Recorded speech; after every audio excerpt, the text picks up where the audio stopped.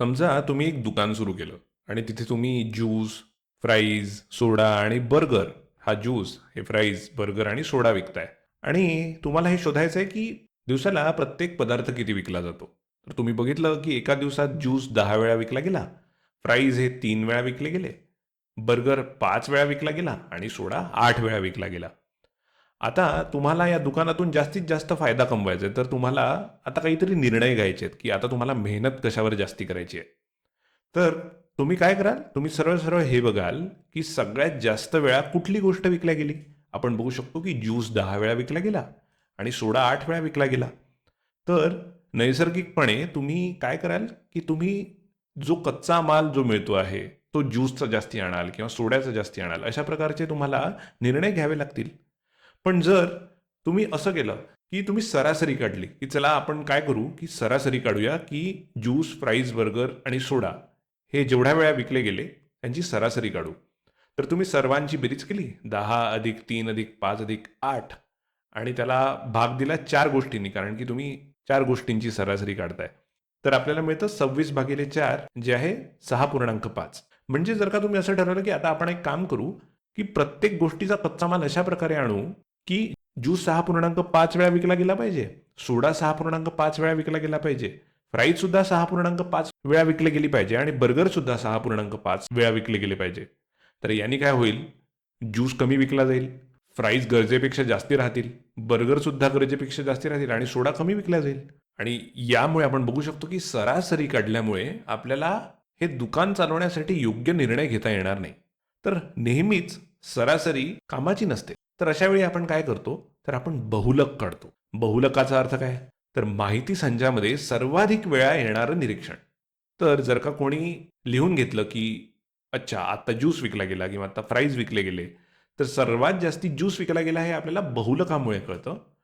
आणि अशा प्रकारे आपण निरीक्षण लिहू शकतो की सोडा 8 वेळा विकला गेला, ज्यूस 10 वेळा विकला गेला, बर्गर 5 वेळा विकला गेला आणि फ्राईज हे 3 वेळा विकले गेले.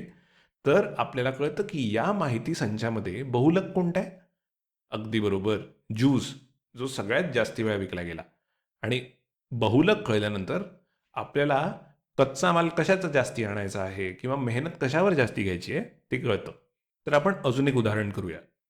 दिलेल्या माहिती संचामध्ये बहुलक शोधा. आता या माहिती संचामध्ये काय आहे, तर वर्गातील विद्यार्थ्यांच्या वाढदिवसाचा महिना दिलेला आहे. म्हणजे काय, की एक विद्यार्थी प्रत्येक विद्यार्थ्याला विचारतोय की सांग बरं तुझा वाढदिवस कधी, आणि मग ज्या महिन्यात त्या विद्यार्थ्याचा वाढदिवस आहे तो महिना तो लिहून घेतोय. तर आपल्याला दिसतात आहे विविध महिने, जानेवारी, फेब्रुवारी, मार्च, एप्रिल, मे, जून, जुलै, सप्टेंबर, ऑक्टोबर, नोव्हेंबर, डिसेंबर. आपल्याला दिसतात आहे विविध महिने लिहून घेतलेले आहेत. वेगवेगळ्या विद्यार्थ्यांच्या वाढदिवसाचा महिना वेगवेगळा असू शकतो, त्याच्यामुळे इथे विविध महिने आपल्याला दिसतात आहे. आता आपल्याला हे शोधून काढायचं आहे की असा कोणता महिना आहे ज्याच्यामध्ये सर्वात जास्त वाढदिवस असतात. आता हे काढण्यासाठी आपण एक सारणी तयार करू, ज्याच्यामध्ये आपण प्रत्येक महिना, जो वर्षाचा प्रत्येक महिना असतो तो लिहून घेऊ. तर जो कोणता वाढदिवस असेल याच 12 महिन्यांपैकी एक असेल. तर आपण सुरू करू जानेवारीपासून. तर आपण इथे जानेवारी बघितलं, तर आपण जानेवारीमध्ये एक रेष ओढू. तर या सारणीमध्ये आपण जानेवारीमध्ये एक रेष ओढली, फेब्रुवारीमध्ये एक रेष ओढली, आणि जर का आपण मार्चपर्यंत पोहोचलो तर मार्चमध्ये एक रेष ओढू, असंच एप्रिलमध्ये एक रेष ओढू. असाच प्रत्येक महिना बघत जाऊ आणि जेव्हा जानेवारी 2 होतील तेव्हा आपण जानेवारीमध्ये 2 रेषा ओढू. अशा प्रकारे जर का आपण ही सारणी पूर्ण केली तर आपल्याला दिसून येतं की जानेवारी महिन्यात 5 वाढदिवस आहेत, फेब्रुवारी महिन्यात 5 वाढदिवस आहेत, मार्चमध्ये एकच वाढदिवस आहे, ऑगस्टमध्ये 0 वाढदिवस आहे.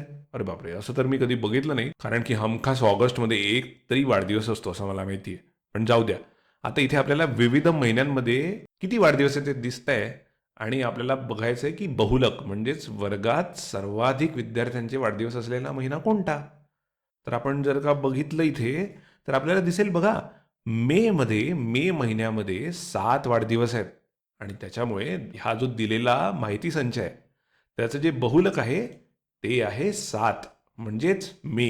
तर दिलेल्या माहिती संचामध्ये महिने लिहिलेले आहेत आणि त्याच्यामुळे बहुलक आहे एक असा महिना ज्याच्यामध्ये सर्वात वाढदिवस आहेत आणि तो आहे मेचा महिना.